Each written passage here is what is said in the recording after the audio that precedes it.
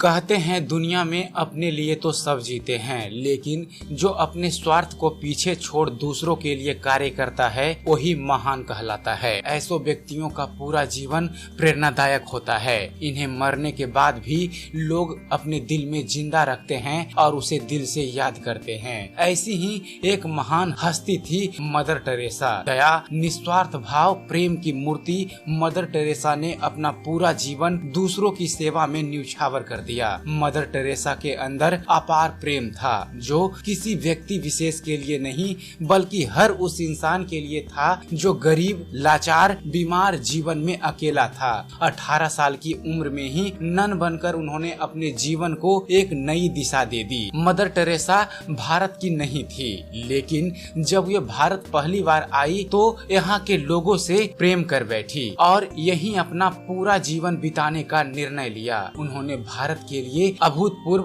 कार्य किया। हेलो दोस्तों, मैं हूं सुबोध और आप देख रहे हैं ज्ञान मंथन। और आज हम अपनी इस वीडियो में जिसके बारे में बतलाने वाले हैं, उन्हें पूरा देश ही नहीं बल्कि पूरा विश्व मदर के नाम से जानता है। उन्हें माँ का दर्जा प्राप्त है। जी हाँ दोस्तों, आज हम बात करने वाले हैं अपनी इस वीडियो में मदर टेरेसा के बारे में। बताएंगे आपको मदर टेरेसा का प्रेरणादायक जीवन और उनके जीवन से जुड़े कुछ और महत्वपूर्ण जानकारी के बारे में। तो चलिए शुरू करते हैं। दोस्तों, मदर टेरेसा का जन्म 26 अगस्त 1910 ईस्वी को हुआ था। इनका बचपन का नाम अग्नेस ओझा बोयाजिजू था। इनके पिता का नाम निकोला बोयाजू और माता का नाम द्रना बोयाजू था। इनके पिता एक व्यवसायी थे जो काफी धार्मिक भी थे। वे हमेशा अपने घर के पास वाले चर्च में जाया करते थे और यीशु के अनुयायी थे। 1919 ईस्वी में उनकी मौत हो गई, जिसके बाद मदर टेरेसा को उनकी माता ने बड़ा किया था।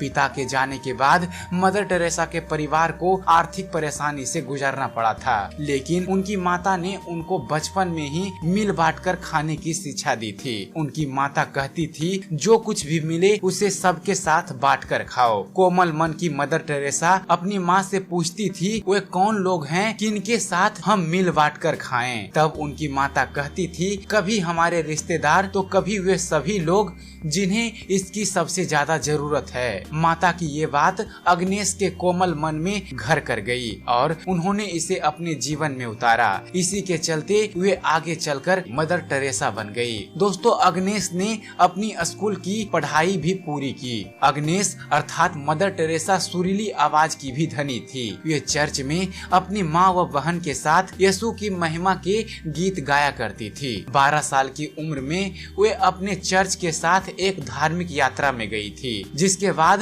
उनका मन बदल गया और उन्होंने क्राइस्ट को अपना मुक्तिदाता स्वीकार कर लिया और यीशु के वचन को दुनिया में फैलाने का फैसला किया। 1928 ईस्वी में 18 साल के होने पर अग्नेस ने बपतिस्मा लिया और क्राइस्ट को अपना लिया। इसके बाद वे डबलिन में जाकर रहने लगी। इसके बाद वे वापस कभी अपने घर नहीं गई और न ही अपनी माँ और बहन को दोबारा देख पाई। नन बनने के बाद उनका नया जन्म हुआ और उन्हें सिस्टर मैरी टेरेसा का नाम मिला। दोस्तों, यहाँ के ही एक इंस्टीट्यूट से उन्होंने नन की ट्रेनिंग ली। और चलिए अब आपको बतलाते हैं मदर टेरेसा का भारत आने की कहानी और उनके द्वारा किए गए अविस्मरणीय कार्यों के बारे में। दोस्तों, 1929 ईस्वी में मदर टेरेसा अपने इंस्टीट्यूट की बाकी नन के साथ मिशनरी के काम से भारत के दार्जिलिंग शहर आई। यहाँ उन्हें मिशनरी स्कूल में पढ़ाने के लिए भेजा गया था। मई 1931 ईस्वी में उन्होंने नन के रूप में प्रतिज्ञा ली। इसके बाद उन्हें भारत के कलकत्ता, जो आजकल कोलकाता के नाम से प्रसिद्ध है, शहर भेजा गया। यहाँ उन्हें गरीब बंगाली लड़कियों को शिक्षा देने को कहा गया। डबलिन की सिस्टर लुटेरो द्वारा संत मैरी स्कूल की स्थापना की गई, जहाँ गरीब बच्चे पढ़ते थे। मदर टेरेसा को बंगाली व हिंदी दोनों भाषा का बहुत अच्छे से ज्ञान था। वे इतिहास व भूगोल बच्चों को पढ़ाया करती थी। कई सालों तक उन्होंने इस कार्य को पूरी लगन व निष्ठा से किया। दोस्तों, कलकत्ता में रहने के दौरान उन्होंने वहाँ की गरीबी, लोगों में फैलती बीमारी, लाचारी व अज्ञानता को करीब से देखा। वे सब बातें उनके मन में घर करने लगी और ये अपने जीवन में कुछ ऐसा करना चाहती थी जिससे कि वे लोगों के काम आ सके, लोगों की तकलीफ कम कर सके। दोस्तों, मदर टेरेसा को 1937 ईस्वी में मदर की उपाधि से सम्मानित किया गया। 1944 ईस्वी में वे संत मैरी स्कूल की प्रिंसिपल बना दी गई। 10 दिसंबर 1946 ईस्वी को मदर टेरेसा को एक नया अनुभव हुआ, जिसके बाद उनकी जिंदगी बदल गई। मदर टेरेसा के अनुसार इस दिन वे कलकत्ता से दार्जिलिंग कुछ काम करने के लिए जा रही थी। तभी यीशु ने उनसे बात की और कहा, अध्यापन का काम छोड़कर कलकत्ता के लाचार बीमार लोगों की सेवा करो। लेकिन जब मदर टेरेसा ने आज्ञाकारिता का व्रत ले लिया था तो ये बिना सरकारी अनुमति के कॉन्वेंट नहीं छोड़ सकती थी। जनवरी 1948 ईस्वी में उनको यह परमिशन मिल गई, जिसके बाद उन्होंने स्कूल छोड़ दिया। इसके बाद मदर टेरेसा ने सफेद रंग की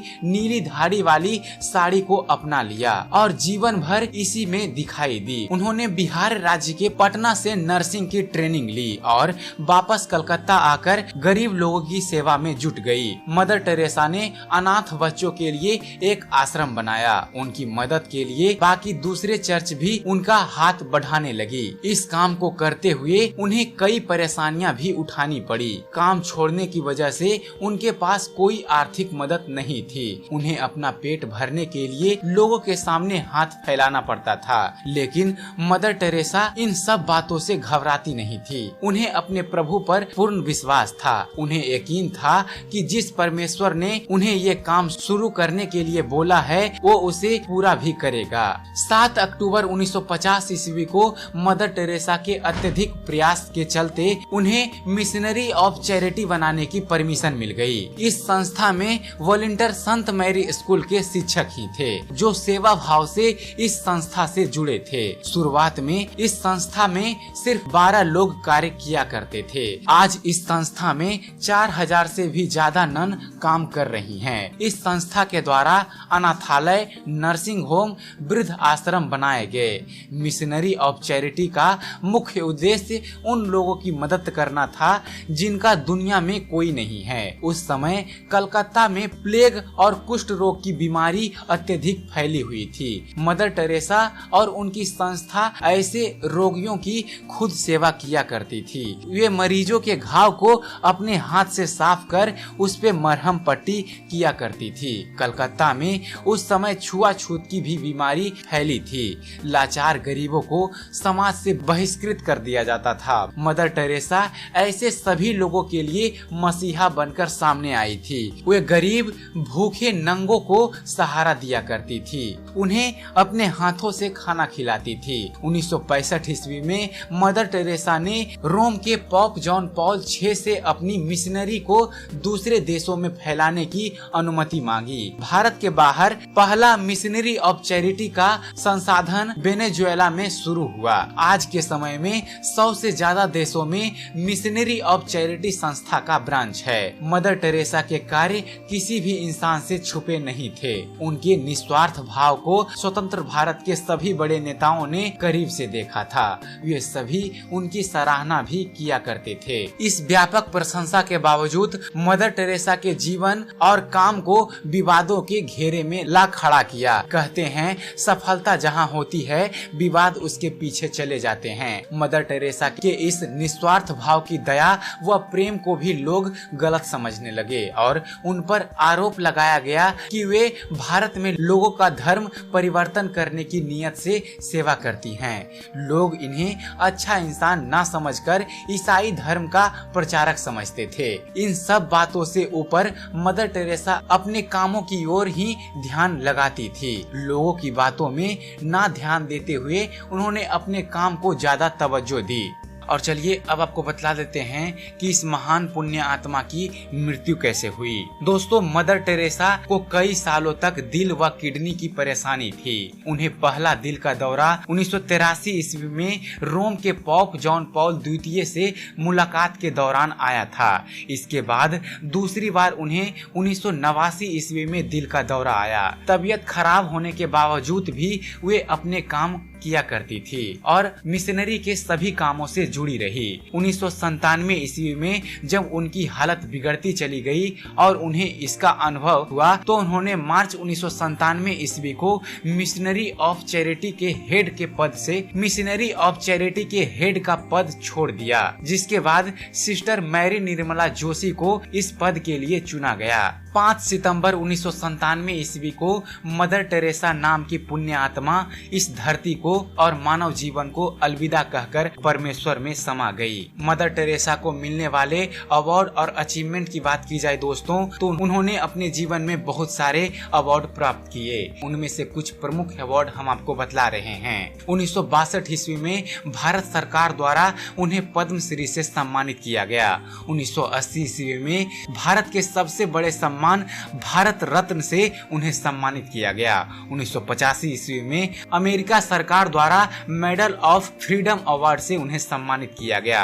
1979 ईस्वी में मदर टेरेसा को गरीब बीमारों की मदद के लिए नोबेल पुरस्कार से सम्मानित किया गया और 2003 ईस्वी में पोप जॉन पॉल ने मदर टेरेसा को धन्य कहा। उन्हें ब्लेस्ड टेरेसा ऑफ कलकत्ता कहकर सम्मानित किया। दोस्तों, मदर टेरेसा 20वीं सदी की सबसे बड़ी मानवतावादियों में से एक थी। मदर टेरेसा कहती थी वो नागरिक भारत की हैं, विश्वास से कैथोलिक नन हैं, लेकिन उनका पूरा दिल प्रभु यीशु का है। उन्होंने अपना पूरा जीवन पिता परमेश्वर और प्रभु यीशु को समर्पित किया था। उनके पास हजारों लोग पहुंचते थे जो किसी तरह की परेशानी से गुजर रहे होते थे। मदर उनके लिए प्रार्थना किया करती थी और सब ठीक हो जाता था।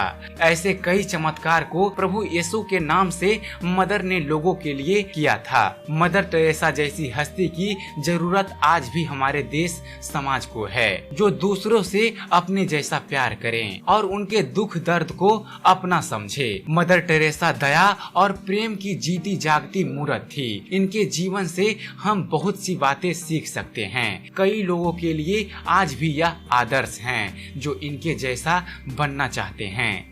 और चलते चलते दोस्तों, हम आपको बतला रहे हैं मदर टेरेसा के जीवन के कुछ अनमोल वचन के बारे में। दोस्तों, मदर टेरेसा कहा करती थी, खूबसूरत लोग हमेशा अच्छे नहीं होते, लेकिन अच्छे लोग हमेशा खूबसूरत होते हैं। दया और प्रेम भरे शब्द छोटे हो सकते हैं, लेकिन वास्तव में उनकी गूंज की कोई सीमा नहीं। यदि जीवन जो दूसरों के लिए नहीं जिया गया तो वह जीवन नहीं है। तो आशा करते हैं मदर टेरेसा के जीवन पर बनाया गया हमारा ये वीडियो आप सबको पसंद आया होगा।